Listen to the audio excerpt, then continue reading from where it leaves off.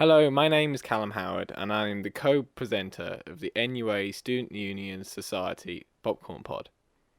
I'd like to welcome you to the first edition of the podcast, and just a quick apology due to the sound quality, as we are in a very echoey room, and we're still ironing out some of the little kinks in the production of the podcast.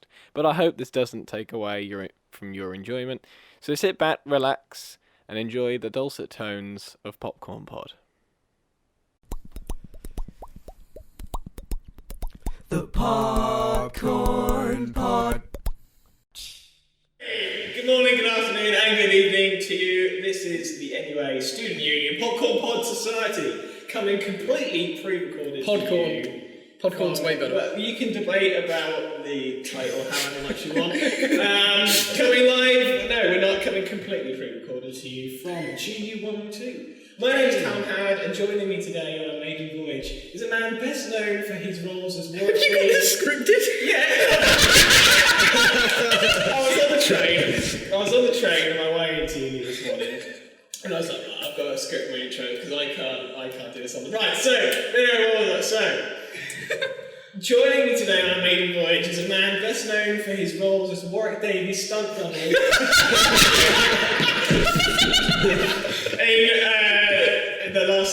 the sixth Star Wars film, and Oompa Loompa number 37. Sure. He's got the shortest body, he's got the biggest head. It's Ben Manson! Thank you. That's just blown out the sound levels. I'm dead inside. Hi everyone. Also joining me on my right, for those of you watching on the GoPro, is a guy who only ever feels most comfortable in a group of four. It's Bradley! Hi. My name's Bradley Ty. Affiliate me with the number 4. Why don't you? It's his lucky number, I feel like. Right, okay. So Ben, Yeah. what does Yorkshire tea, Yorkshire puddings, and our next guest all have in common? They are all from Yorkshire? They are all from Yorkshire. It's Ellen and Eden! Hello, Izzy, from the Greek side. That's the PG version of that intro. Yeah, that's the version, and What's the other version? I'll tell you. we'll tell you afterwards. I'll tell you, and I'll edit it out, alright? So Ben, Don't edit it. what does Yorkshire tea, Yorkshire pudding, and our next guest all have in common? I do not know, Callum. What do all those things have in common, aside from their affiliation with Yorkshire? They all taste delicious. Hell yeah! Sure. And my parents Our penultimate partner in crime this evening is the stealth bomber of screenwriting. He may be quiet, but he knows drama like Eddie Redmayne knows mumbling his lines. It's Jack Cox! I don't look like Eddie Redmayne, but still. Thanks, Cat. And finally is the man straight off the set of Fantastic Beasts and Where to Find Them, Grindelwald. Spoilers. He is the guy. You bleach blonde fuck. He is the guy that gave my last short film 1 star for its lack of a substantial father figure. It's Jack! He's also my boyfriend. Yeah, so now we've got the formalities out of the way, let's get into the real reason we're all here, and that is the spectacular Swiss Army Man. Oh, there's an opinion right there. Yeah. It is. We're saying it right Maybe I didn't think it was spectacular. Maybe you think it's Well, great. Maybe I want to challenge that. this is why we're all here, alright? Hear me out. No, I'd actually never seen it before. Okay, Before the screening, who had seen it? Jack had seen it like 500 times. Let's say show of hands. What the I watched it like 6 times at that point. So I'd already seen it 3 times. I haven't seen I it. hadn't seen seen it. it Jack for the Cox first time hadn't watching seen it. it. I've only watched it once. That was like one screen time. That's it. Yeah. Okay. So So me, it was only me, and we need to differentiate the Jacks. I'm Jack B, he's Jack C. Okay, so That's literally only me, Bradley Ty, actor, producer, writer, director.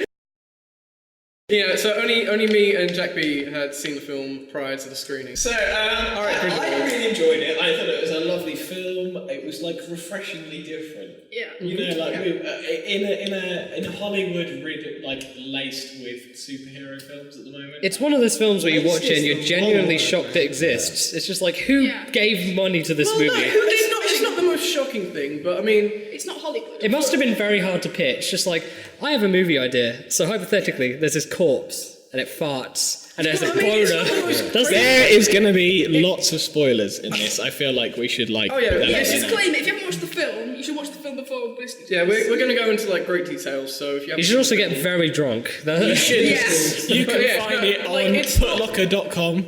it's not the where we most are. crazy concept for a Don't worry film. about that. We have seen it before in like Weekend at Bernie's. I mean, there's a lot of homages to Weekend at Bernie's in that. It's true, especially- but they set a whole movie around the concept Oh, yeah, of no. farting, you know. Well, yeah. I mean, it wasn't just around it. It was featured quite heavily, but it wasn't. But not only do they do that, but they make it this kind of weirdly philosophical element yeah, of the no, movie. it's interesting. You're like, oh, it's not themed around farts, where actually farts are like They tell you a lot. significant. Yeah. You know, just the act of farting is like a metaphor for the fucking fleeting. You know, life is a Gone fart. in a guff. There's you one live- massive build-up, and then it's over in a second, apart from a lingering stench. That is life. Yeah, but that lingering stench, it's so good. Give it a good whiff. Farts are a lot like children. Farts are a lot like children because you love your own but can't stand anybody else's. Yeah, that is very true. I mean, I just googled Swiss Army Man, and the first result is Swiss Army Man a real movie? Well, No, we just imagined it. It's the fever dream. It's a schizophrenic fever dream. I don't know how different it was because like I said before, it wasn't a Hollywood film. It wasn't like typical what you'd find producers saying, "Yes, Very we're going to indie, make this." very much indie. Great idea, guys. Great Yeah, they idea. would be like, "We want something that's." I want like Harry every other Potter. film." Can we talk about its reception real quick? Like how it was received at Sundance. Oh god, yeah. Yeah. Because I mean, A lot of people people left. left. I mean, Yeah. it won plenty of awards from like the people who actually give out rewards. But Yeah. obviously, within the first 5 minutes, it's just The thing is- nothing but farts, No, they were suicidal farts. suicide and farts. Yeah, I think it's because it started off as almost being very serious, and then the farts kind of took away that very instantly. Like, Yeah, but you when get first you watch get a the film, fart they're within the going, first this- minute. Well, yeah, but like before that first minute, you watch it going, this could be really, really serious. When this guy's going to kill himself, and then like, oh no, it's just taken away. I think Dad with a fart. The thing is, a lot of people go to Sundance and they're like, I want to see some art movies. I want to see some intense psychological sexual thrillers. There's so many artistic merits to Swiss Army Man. Oh, yeah. Like the But- soundtrack being entirely a cappella. But you have to look beyond the initial kind of Yeah, like- what it looks like. I didn't notice you that. know. But yeah. Yeah, you know, it reminded me. Its reception reminded me a lot of Gummo, where I love Gummo. Like, I We know, know I I had know. no clue what was going on. Exactly, as Jack just said. Like, when you watch Gummo, you're like, the fuck. But when you actually I'm sort of, thinking that right now. like, yeah, I mean, like when you actually look past it and you actually get into the film. And you actually you experience the film and you look at its message. I think that's when it's Yeah. And you definitely get that from Swiss Army Man. Gummo, I mean, for me, definitely, you guys might be at a bit of a stretch. I love I liked it. I Also, I cannot recommend anybody watch Gummo. It feels like it's a movie that was tailor-made for my enjoyment and that nobody else should ever enjoy it. All right. Okay. So let's go around. Let's go around. We'll go that way. Jack, Yes. what did you think of Swiss Army Man? Well, I heard that a lot of people say it was the most original thing in years. And then, like, on the poster it said, quote, "You have never seen anything like this, and this time it's real," end quote. And, yeah, it's pretty much lived up to that standard. I mean, the only genre that Hollywood is producing now is franchise. If you, like, sum it all together. I want a Swiss Well, Army Man franchise. It's not really like the most Hollywood movie. It's not like it. You know, we never got to see it in theaters. I did. It was very limited release. Yeah. Yeah. Definitely. All right then, Jack. Well, let's see. My first experience with Grindelwald. Swiss Army Man is seeing it in the cinema with about 5 people, 3 of which walked out halfway through, and one old woman who was really confused at the end of it. I think she went to see the girl on the train or whatever that was called, and got lost. And by the When you end- say they walked out halfway right through, here. what point would you say? it was at the bit where the montage comes on, and they were just like, "No, fuck it, we're going." When it's like being used for different purposes. Yeah. Like Yeah, slingshot yeah. and shit. Yeah, yeah. They'd had enough at that point. I was invested at that point. An That was it. interesting I loved it. I thought it was a little tangent I want to go on. Okay. Seeing as we are all film students and film watchers, That's important to note, yeah. We're pretentious bastards. We're all we are pretentious. I'm alone in the universe. the A of NUA is quite critical. We're Norwich University of the Arts, darling. Arts, darling, you wouldn't understand. But right, so as we're filmmakers and makers of film, the tool of montage, you see it so much, and I struggle to find a film nowadays that doesn't use montage. And I'm writing a film at the moment that's got a montage at the beginning. Oh yeah, shameless self. Yeah, of course. Hey guys, Callum's He's going to producing put a my link movie. to like YouTube as well. But Follow me on youtube.com/Callum. CA11UMH. Do you think montage is a really creative and interesting and useful piece of storytelling, or do you think it's a pig that keeps getting beaten? And I think there are opportunities for it to be used creatively. It felt vaguely ironic in this movie. Yeah, like there was because definitely an the lyrics of element the of song humor. is all we ever needed was a montage. Yeah, it's like the Team America scene. no, where it's like we could have It's really interesting that Jack points that out, because that's something that nobody picks up on in the movie. I mean, you might be able to pick up on the fact that, oh yeah, all the songs are a cappella, but there are lyrics. Yeah, they're singing about and the movie. they're singing about what's physically happening, and a lot of people don't register that when they Or watch they're it. singing Cotton Eye Joe really slowly. Yeah, no, there's a time in it. It's a really well, it's not somber, but It's slow and they totally reinvent Cotton Eye Joe and make it part of the soundtrack. Yeah. And people don't even notice. Yeah. Montage-wise, however, I think it's a really interesting use of it. Because things like Marvel, they do montages, but they try It's to like a they fighting try to montage. act like they're not montages. Yeah, you know, like, that's the thing, like, because montages can be used like really easy, like in the Marvel ones. like a Rocky Balboa Yeah, exactly. montage. Where it's yeah. like they're into a fight. What's interesting is that montages are used to like show like a passage of time, to show an Yeah. improvement and stuff. And this, It didn't didn't really. really need. They used a montage, but not for the purpose of a montage. Like, they didn't really go anywhere. It was like more of a showcase of. What you can know do. what montage was originally designed for, right? Well, I mean, why don't you enlighten us? Okay, because I'm going to get this wrong, but from what I remember, You can be montage pretentious. is sort of a Soviet thing, right?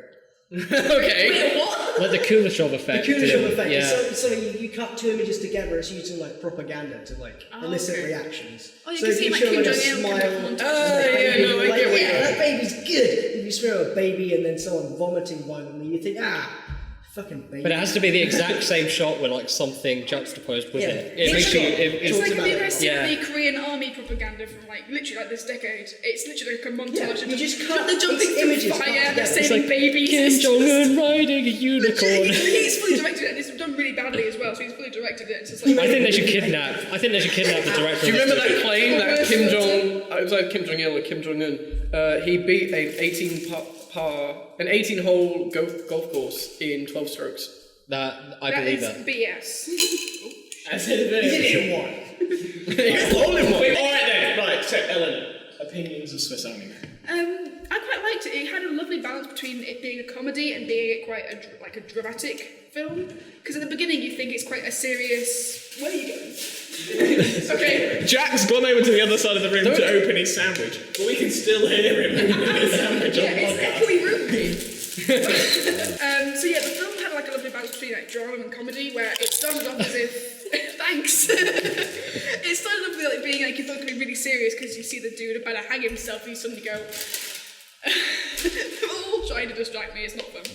And then it instantly becomes like a comedy / feel good film. But also comes back quite rapidly to him not really enjoying his life. I mean, Yeah. it's mostly tied down to the themes. Yeah. You know. Because it's basically a multi-genre film of comedy, drama, and uplifting. Like, and you can't put it. didn't realise uplifting was a genre. Shut up! I said and I didn't know what else to say. The entire film was about going up. Yeah, it was lifted. He does go up a tree at the end. The look on Eleanor's face when she was like, I need to think of a third genre. Shit. I went and I thought there's no and to it, is that? But yeah, it has like a bit of, it has both consistently, and it's not as if it has one then the other. It has both at the same time quite a lot. Yeah. So it would have a comedy segment, but also referring quite back to his shitty life. I quite like that because His it's shitty bus-filled life. yeah, Scrub. just I mean, staring at a stranger on the bus. I mean, I think it's, you know, when you talk about the difference between American comedy and British comedy, British comedy is often defined by its cynicism, how we like seeing people at their lowest and stuff, things like The Office and like Shameless and stuff. You know, Swiss Army Man is very much a very cynical comedy. You know, it is. See, it's interesting because I would never call it a dark comedy because the comedy doesn't strive from the sadness. Yeah. You know, we don't laugh at their misfortune. We laugh at the spaces in between. We laugh at the fun that they have. Yeah. Yeah. But whenever they talk about, you know, his attempted suicide and things like that, it's taken very seriously. We don't poke fun of it like we do. I would counter argue that. Yeah. Because Oh, will you now? I will, because he's like, oh, I'm gonna kill myself, and he's like, oh no, there's somebody washed up on the beach, and then like goes to like see them, but then hangs them. Yeah, no. To be fair, I'll give you that. You know, within the first minute, you know, he's trying to hang himself, and he keeps on getting distracted by a fart. We're making jokes in a very serious time, but we don't poke fun of it in the same way as we do in, say, a film like In Bruges. You know, In Bruges is a film where the character he's accidentally killed a child. And he tries to kill himself out of grief, you know, never accidental. remorse. We're going live on the Popcorn Pod Facebook page. all three of our viewers are going to be very excited. My time is actually pretty high for actually. I told you we were recording today. They're going to listen to it and suddenly disown you. 3 viewers, that's generous. One of them is me. The other two of them. You have 2 separate phones. Got to cheat my wife somehow, you know. Alright, ladies, we're live on the Facebooks. So, Bradley, you've just given us your opinion on Swiss Army Man. Ben, what Well, do you I haven't really, but okay. think? Give me your opinion on Swiss Army Man. It's a very interesting movie. I don't know. It was. How do I describe it without repeating what the fuck you guys said? This is the issue. Yeah, they don't know yet though. They haven't listened to the podcast, so just say what you want. I mean, you were talking about how cynical it is, and I agree. But I think there's something fundamentally kind of uplifting about it. Oh yeah, no, I think it's a very positive movie. Finding solace in a very It's a peculiar very, friendship. very positive movie. Yeah, which I really appreciated. I mean, its tone could have very easily been extremely inconsistent. It could have bounced from to death, but it managed to keep it relatively kind of consistent and stable. I think that's where you have to give Swiss Army Man the credit, because it managed to keep. It's a film that if even one slip up in the story, and nobody would have liked it because there was so much at stake. It's very carefully. It had to hit every beat. It had to hit every single moment and be funny and achieve its goals in every single moment. And I think, I mean, for me, I always judge films on a couple of things: story, No shit. character, No shit. emotional response. No shit. Subjective. Well, actually, yeah, I actually enjoyed it. I'll give you that one. That can be subjective without necessarily impacting the quality of the film. And composition. Okay. So I wanna see a lovely story, or well, not a lovely story, but a story that I feel needs telling. I think that Swiss Army Man hit all those beats, hit all those notes. Had a lovely story, brilliant characters. I responded to all the characters emotively. I was in the story. All 3 of them. And the cinematography was beautiful. Yeah. Because those directors made that music video for Turned Down for What, didn't they? And that's also quite surreal. And Wait, say that again? they made the music video for Turned Down for What, you know? Turned down. No for way. what? The same people. Did you not? Because when people are flying around in Swiss Army Man, specifically when Manny's propelling himself in the Yeah, and you got that yes. gorgeous shot of when he finally sees the city. And It's very similar, actually, isn't it? Like the actual. Like, I love way that it's because normally that's kind of a moment where you want to stay in it for as long as possible. And even though they're only in the air for a second because gravity, you know, gravity. you still get that. You still get that. You see Paul Dano's character, and he's like, "Oh my god, I finally made it." And then you see Daniel Radcliffe's character, and he's just like, "Wow, civilization." What is that? But What's the deal with that? I mean, you're flying, then you're not. The towers. What's the deal with bear shit? Who do they know? just like, oh, we got him for a You second. melt I was steel like, beams? what? I mean, What jazz? Okay, so we're about 20 minutes into the podcast. So I think it's time to get on to the only reason that Bradley's here. You have a and favourite? it's- Hey, I'm going to be here for every single one, okay? I'm the comic relief. I'm the only reason anybody's tuning in. Please like me. I'm desperate to be loved. Comic relief is over here, thank you very much. Now, I learned this. Somebody made an entire video explaining this theory. And then I sent it to you. You didn't send it to me. Oh shit, you did. And I sent it to my friend Dan. Twice now. You know? But I think I find it really convincing. I don't buy into it necessarily, but I think it's definitely worth, like, if you interpret it that way, I wouldn't argue. And it is the theory that the theme and point of the movie, not point, but, you know, definitely theme, is it's about transitioning, transgender. And there's a lot of evidence for that. I should really, like, refresh my memory on all the key points. Should we watch the film? But yeah, we'll put it on pause. We'll watch the film again. Yeah, but so for example, the idea is that on your initial watching of the film, you get the idea that he's in love with this girl on the bus. He's totally infatuated with the girl that he's just seen, and you know he's sad because she's with somebody else. Now, the theory, the interpretation that this guy had and made a video essay about, the girl on the bus, he's not in love with this girl. Instead, he idolizes this girl because he sees this girl as exactly who he wants to be when he transitions. And there's lots of really subtle details, little lines of dialogue that you can take a lot away from that suggest that when he first puts on the dress and stuff, you know, when he first puts on the dress and stuff, he's like, this is stupid. Do you have any idea what people back home would think if they saw me like this? And, you know, and that's sort of like, for most people, they'll watch that and be like, oh yeah, it's ridiculous because he's wearing a dress made out of rags and stuff. yeah. But, you know, you can take away the connotation that potentially, it's because, you know, he can't transition in the sort of town that he goes back to. And then when Daniel Radcliffe is just like, you're beautiful. And he has this moment, That was and it's Wilson. That was so Wilson. that was Wow. ka-chow, ka-chow.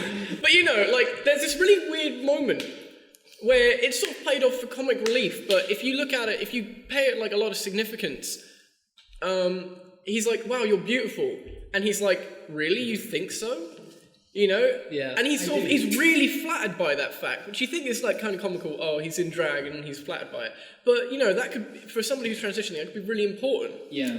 By the end of the film, you know, he mentioned how in the beginning he tried to kill himself, and he thought his life would flash before his eyes, and he saw nothing. He thought he'd see all the happy moments, and there were none. And by the end of the film, every time he has a life-threatening moment, he looks back, and all of those moments, every single one of the moments that he sees when he's happy, are him Him as a girl. as a girl. Yeah. You know, and you could say, oh, well, that's because they're all scenes from the film, and he spends the majority of the film in drag. But I think it's a pretty solid interpretation, you know? And there's a lot to take away from people's emotions and their faces and stuff. And the other point that the guy made was when we get to the end of the film and he finally sees Ramona Flowers. I don't know her fucking name, but she played Ramona Flowers, so, you know... She actually Ramona Flowers. She was Ramona... Yeah, the girl at the end, you know, the girl on the bus is Ramona Flowers. She's a really good actress. Yeah, I didn't even know. She did it so briefly. I was like, yeah, but, you know, he sees her, and when a person shows emotion entirely with their face, sometimes you can interpret that very differently. And if we could, like, get a reference for it, you could argue that when he sees her, he's not in love with her so much. He looks up to her, quite literally, from the ground. And all these things combined, and I'm not making the best points. The guy in the video makes such good points. I think it's really convincing. I don't think the film intended for it to be interpreted that way. I don't think it was ever the film's intention to make a statement about transgender and transitioning. But if you go into it with that mindset and have those connotations, like, you guys should really watch it again and with that in mind and see how that changes. There was also the added element of, like, didn't he say he found himself there because he ran away? Yeah. You could interpret that as a kind of... And, you know, I mean, it's a very bleak idea, but, you know, a lot of people who want to transition find it very hard to come out in, not necessarily in society, I mean, definitely, but, you know, it's a lot harder for back home, and we know it's hard for him back home because he talks about how his dad approves of him and stuff. Yeah. You know, we know he's got a rocky relationship with his father, and that's the thing. So, that is an interpretation of the film that I discovered. I thought it was really, really interesting, and I thought I'd throw it at you guys at this podcast and see what you think of it. Yeah, Callum. Because you've had a face this whole time, Callum, and we're just dying to know what you think on the Callum Variety Hour. So I'm firing Callum as mine now. Callum and Friends. Callum and Friends. Yeah, we should rename it to Callum and Friends. No, we fucking shouldn't. Callum and bitches. I think Callum's a bitch. to form a moderately solid opinion, I think I'd have to watch the film again with that theory in mind. Yeah. I won't watch it again in general anyway because I've only watched it once. So I'd like to have to analyse it again. But now let's... Says the one who took notes during the screening. Yeah, because you know what? I wanted this podcast to be, decent. So Intellectual and you can thank me. Intellectual and educational. I'm a film student. I'm pretentious, and I take notes on film. There's another moment in the film that I want to highlight, and this doesn't necessarily... There is another scene in the film that doesn't necessarily suggest anything about transgender, but it definitely, holds hands with it. And that's the moment when they've just had the party, and they found the vodka in the woods, and they just had the fake party, and they're sitting out on the outside of the house that they've made. And they sort of lean in for a kiss. They have a very romantic moment. And this doesn't necessarily... I mean, it could suggest that Hank is homosexual, although it's not significant to the plot. There's so also they the don't talk element about that it. he wants to kiss a corpse. I mean, I don't. Who doesn't though? Well, I mean, that's where you have to. That's where you just have to suspend. I mean, we've already got a corpse that is. It's not even his hallucination. They suggest the fact, but no, he is literally a magical corpse. Yeah. Yeah, he's interesting. You know, you go into it, you think, oh, maybe he's just hallucinating from starvation. No, he's actually magical. Yeah. No idea why. So that's where you kind of have to suspend your disbelief. He becomes so animated and so lively, even so much as by the end of the film, actually carrying Hank himself, he's become fully animated. Yeah. So when he goes in to kiss him, it's not so... You've already accepted him as a character, because when somebody dies and they become a corpse, they're an object, they're a prop at that point. It's like he's the under. Why did you look at me? He's a prop. Are you going to use me when I'm gone? He's an object. It's going to be fairly soon, Zach. Yeah. It's Let's be prepared. honest, this is tomorrow. It's going to weekend at Bernie's. He's going to burn it. Jack, you listening? I'm going to throw you in it on a fucking highway and just see what happens. I don't think, right? This is Jack's mental time to talk. I don't think We need a little insert. Jack's mental time to talk. Yeah, right. I don't With the ukulele and necessarily everything. feel like he's explicitly any sort of... I mean, obviously there's suggestions that he's homosexual or he's transgender. There's a lot to be sort of taken from it about isolation and sort of social acceptance, and maybe not specifically with any one thing, but with the kind of people that feel they have to run away and or try and end their lives. And that moment when the two moments when they kiss / almost kiss, it's like no one's ever understood him until he's found this magical corpse, which may or may not be in his head. I think a lot. The movie never puts an emphasis on sexuality. I think in a way. Unlike you. Shut up. comfortable in a group What's of Paul four. Dano's character's name? I forgot. You would know. What's Paul Dano's character's name? His name's Hank. Hank, that's the one.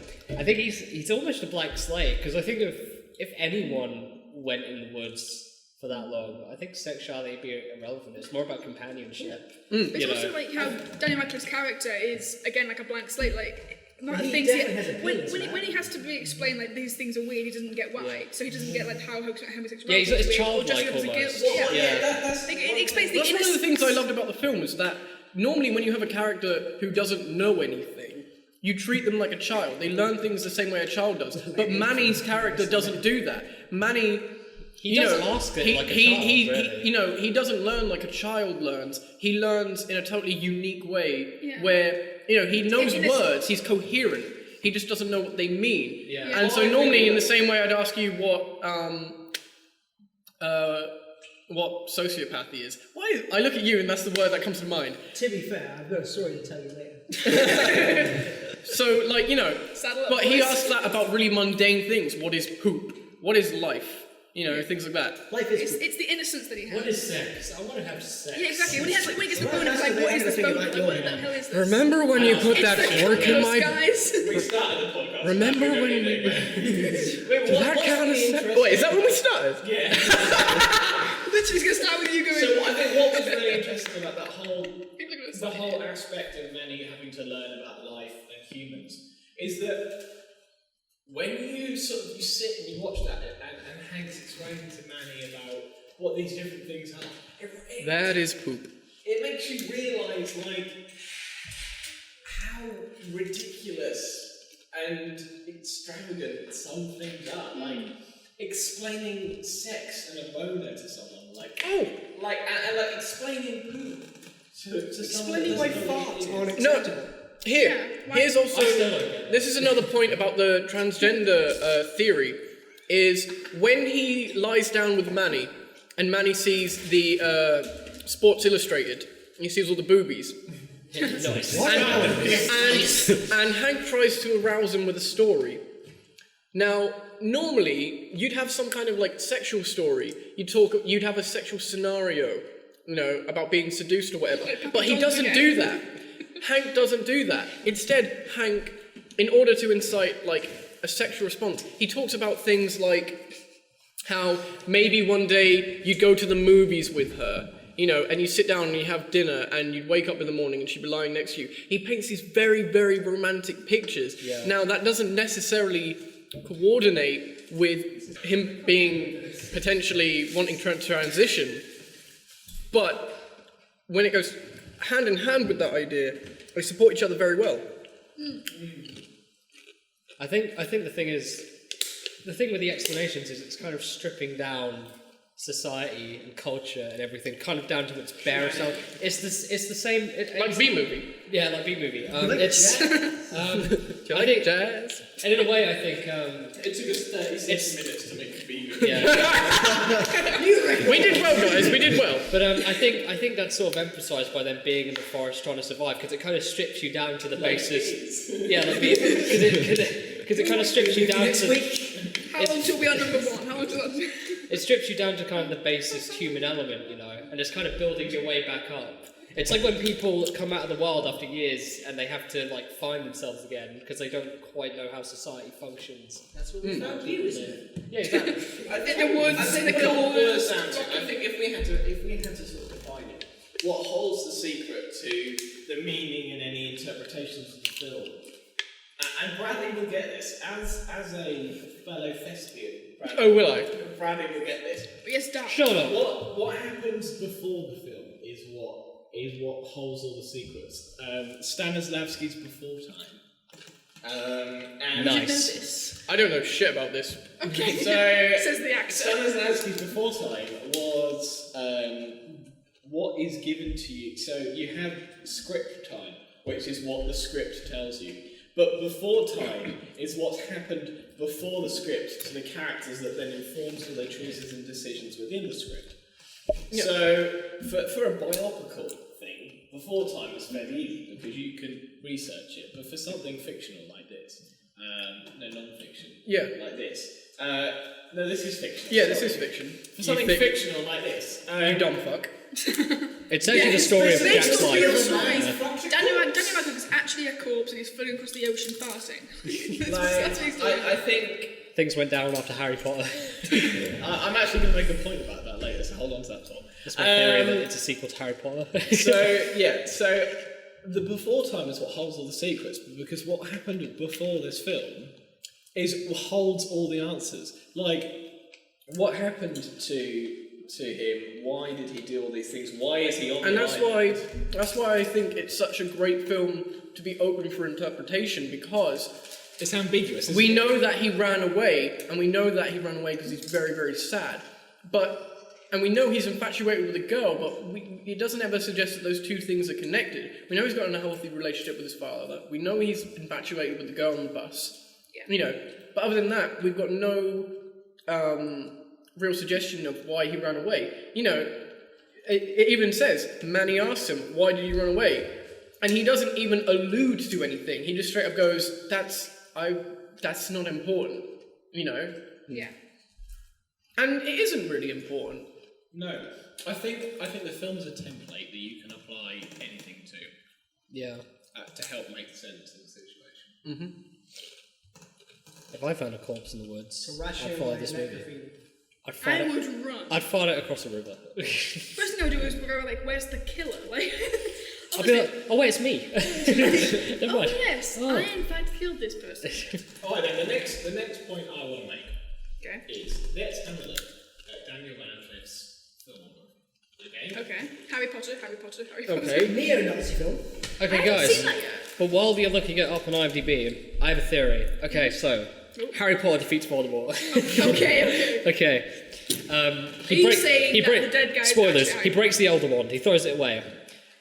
He goes back 20 years later and he looks like, I regret doing that. So he jumps into the ocean after he's shown the Ministry of Magic and his life's all happy. He kills himself.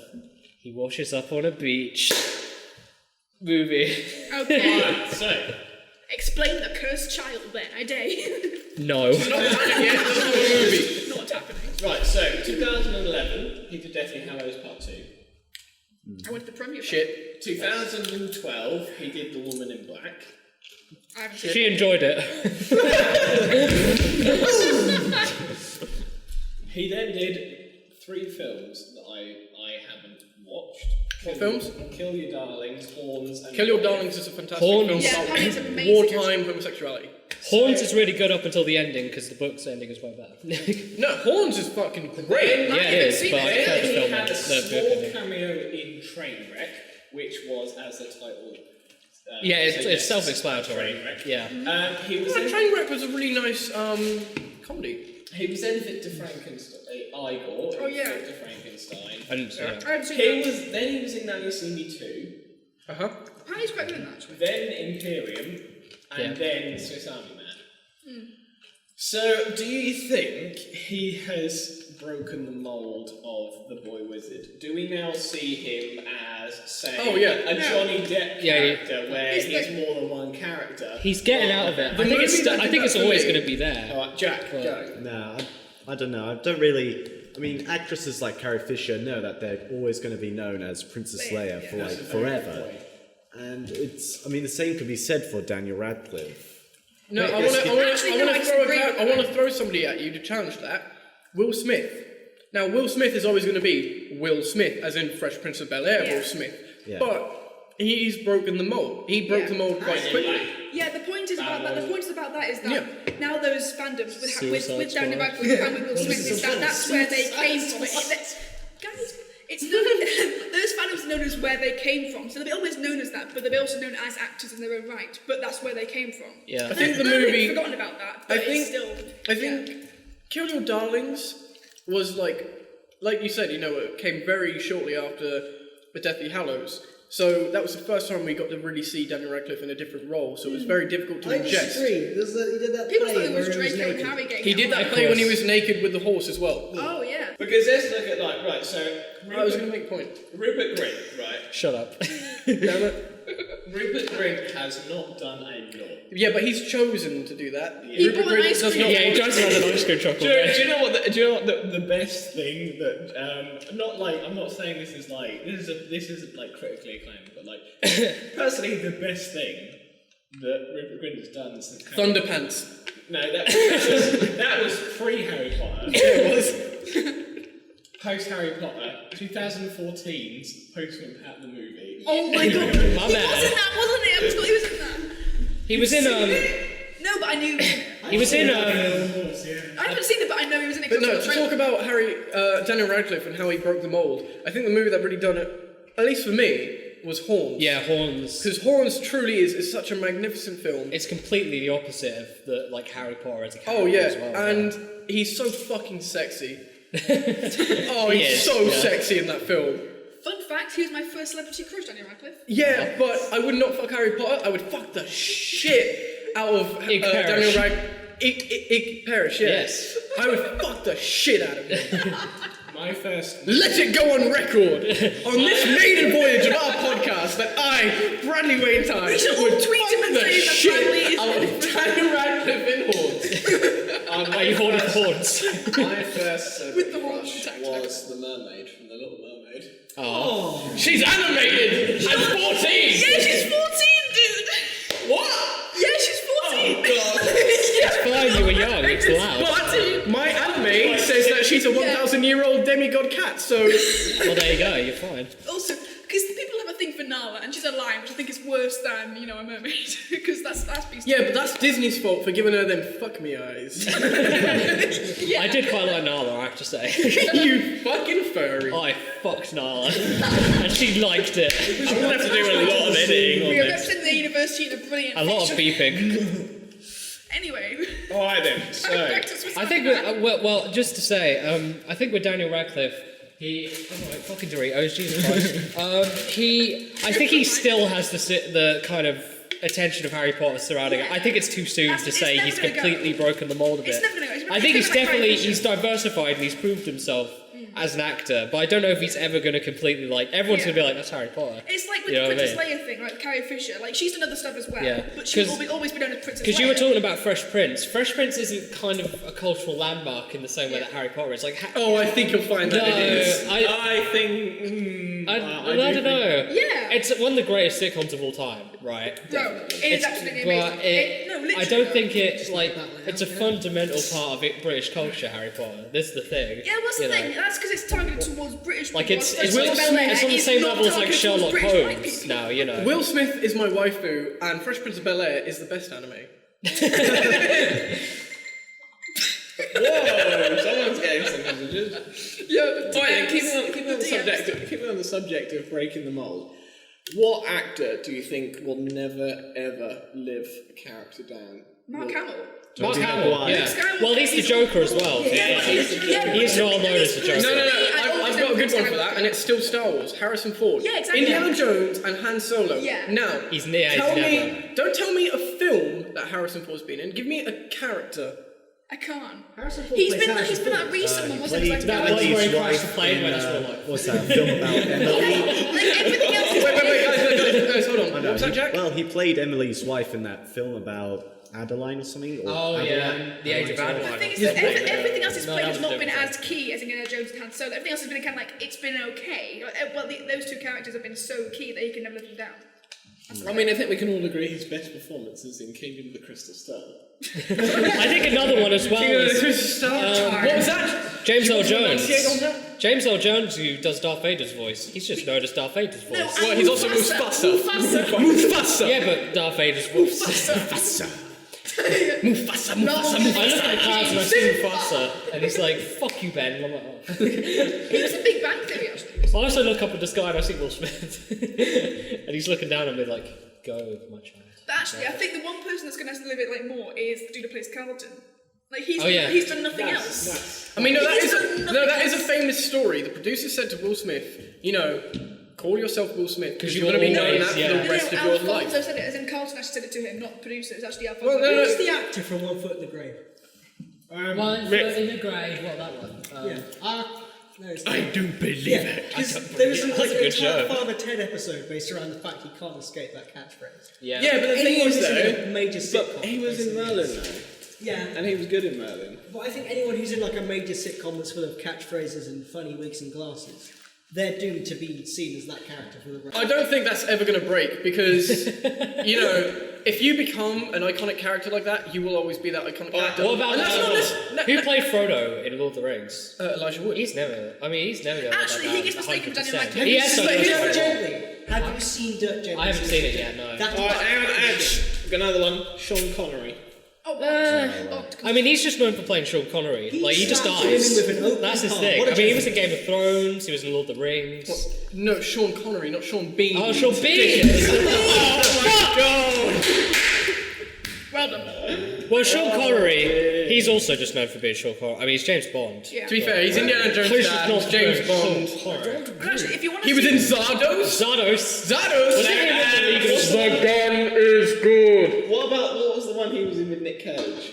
Oh my god, that sounds amazing. Can we watch that next week? What was it? What? It's like Rock.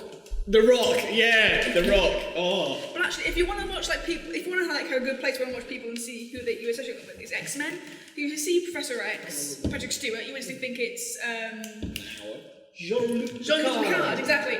But you see Wolverine. I mean, you see Hugh Jackman, you think Wolverine, and you see like other people like literally any of the characters. Ian McKellen will Ian never McKellen, let always Ian Gandalf. McKellen. Like you look at him, and you still think Gandalf. I didn't really associate Ian McKellen with Maggie. I associate No, you associate him with Gandalf. That's the Yeah, thing. yeah. Like he goes Can past people ask him. I drop a big big bomb right here? Okay, go on.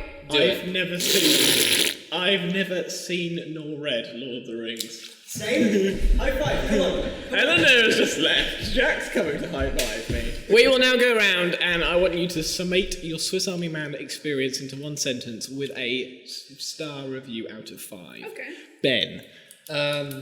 If I had to sum up a review of Swiss Army Man, it would be that my erections are now a compass pointing to every Swiss Army Man DVD in the nation.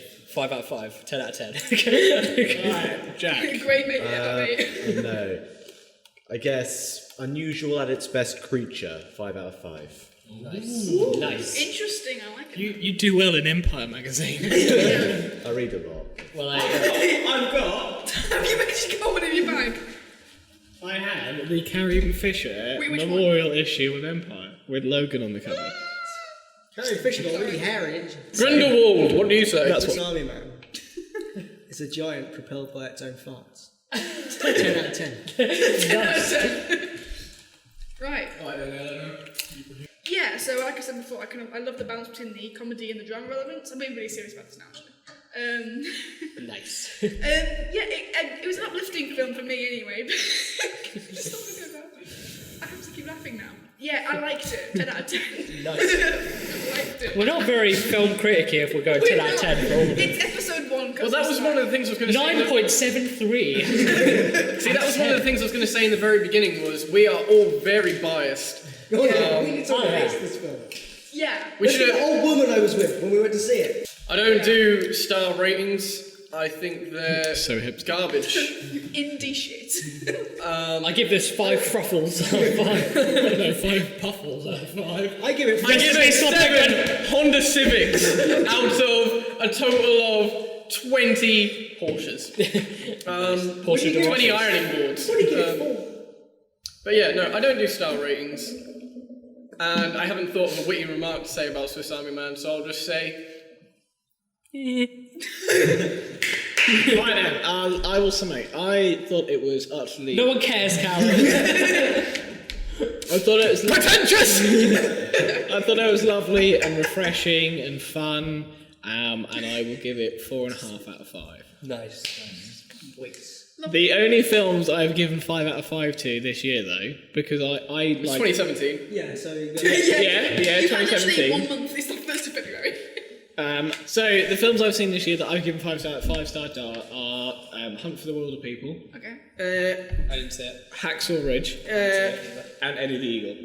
What about La La Land? And La La Land. Yes. Sorry, and La La Land. La La Land was garbage. Shut up. I'll kill Okay, you. right. I'll kill your family.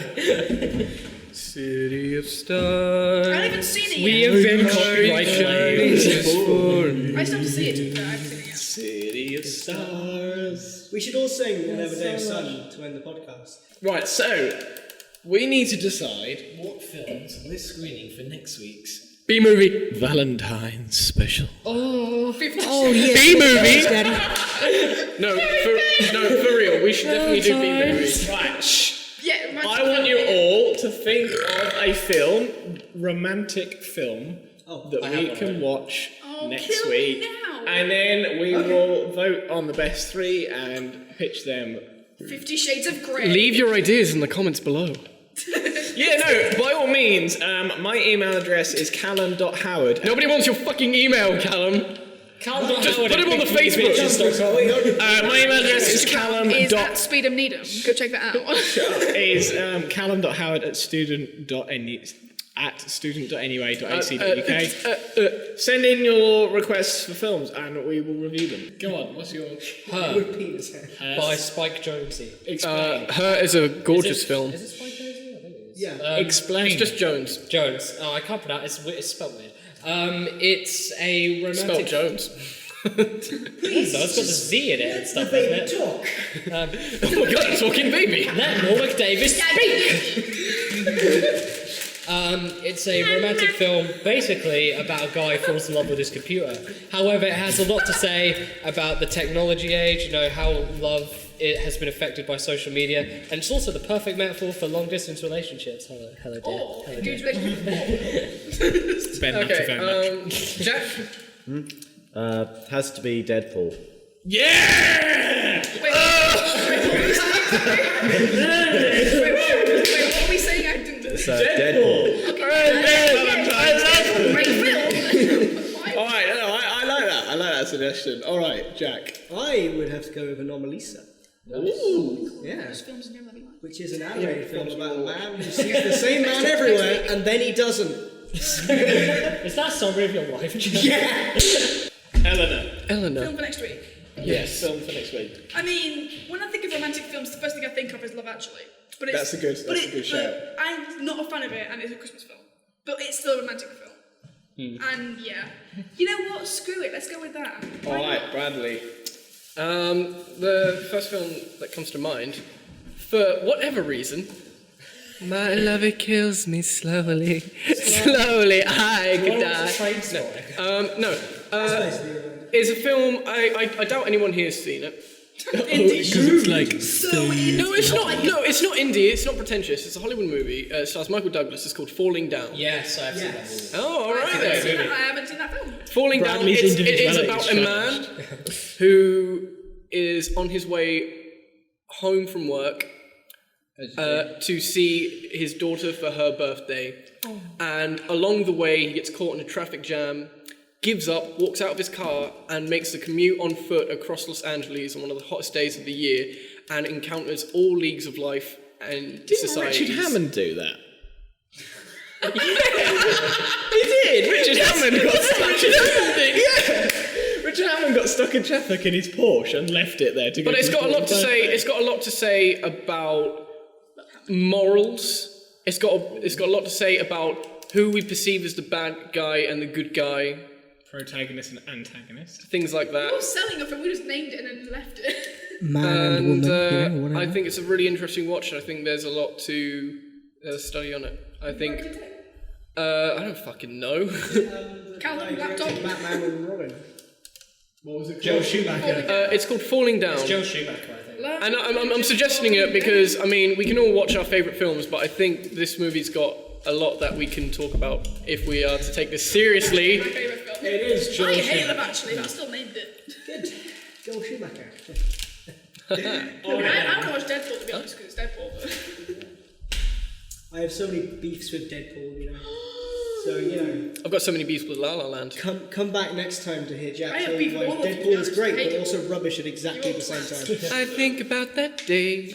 Left In in a graveyard station. I'm I'm stuck. were 17. Shut up, Bradley. Bradley, stop singing or we'll hit you. More accurate. Shall I do what I have to do? I apologise for earphone users. Alright, I'm stuck between two. I'm stuck between God, here we go. The Notebook Nice. and Before Sunrise. I haven't seen that one or heard of it. Before Sunrise, I think is what I'm going to pitch, and it's a lovely film about it's about an American guy and a French woman who meet on a train to Germany and decide to spend the night in, I believe it's Belgium, possibly, can't remember. It's in Bruges. I got lost in that once by myself. It's in Belgium. It's another story for another time. And they spend the night in Belgium falling in love, and it's a lovely film. Actually, can I change my option? Actually, No. Only if you're changing it to Lost in Translation. I'm changing it to 500 Days of Summer. We've already seen it. Yeah, but Everyone's fell in I like love it and better. got stuck. No, I put Love Actually because it's the first thing I thought of, but actually putting in thought into it, I like 500 Days of Summer. Oh, okay, so I think it's a love summer. apparently we live in a democratic society, so we will do this democratically. But now Are you sure but about now that? Trump's All in those in power. favour of Ben It's not in power over his you. pitch, raise your hand. Wait, what did you Wait, say? say what? All in favour of Ben's film idea, raise your hand. What was your film idea? This is just one of Yeah. Yeah. Oh, I mean, why are we raising our hands? This is a podcast. There's a camera up there. Nobody watches podcasts. If you're watching that, Alright, well, I'm the chairman, so I'm going to say our choices for Who the next week. fuck gave you the keys? The student union. I have the money. you're wrong, to be honest. I think we should watch. Our choices should be Falling Down, Her, and Deadpool. I vote for Deadpool personally. Like, I Yeah, think fuck your film, Jack. I vote for Deadpool so I can tell you what's shit. I feel like it'd be a good discussion. Yeah, so that will be on the poll on Facebook. Don't forget to join our Facebook page to keep up to date. Although bear in mind, you do have to be a member of the NUA. Thank you very much. Which means that we have no audience. And to be on the podcast, My you have to mum sign up to says the so. society. That's a part of NUA. So do that. I'm pretty sure my dad's liked it. He's not part of NUA. Yeah, no, I think that's a really good point. This is an open discussion. If anybody would like to join us on our next If anyone wants to podcast- replace Bradley, please. We beg you. And also, These like, bells send far us too your much. opinions if you disagreed with everything that we said tonight. I mean, this is Literally everything this is anyone has said. this is the internet. People are going to disagree. Please listen. email The bit that we edited out about 9/11. All right, thank you so much for joining us on our first ever episode of Popcorn Pod. It's been Oh, an thanks, absolute, Callum. You're very welcome. been an absolute pleasure. I've enjoyed every minute of it. So let's hear it up for Mr. Jack Cox, Jack Breyer, Yeah, that's me. No, I'm all clapping for Ellen it. Needham, and Bradley Toy. We have been Ben and Callum. Bell and Thank you Callum. so much for watching, and we will see you in a fortnight. Listening, Yes. it's a podcast. You'll hear us in a fortnight. In your nightmare. Bye-bye. Bye. Swiss Army man? Swiss Army man? Swiss Army.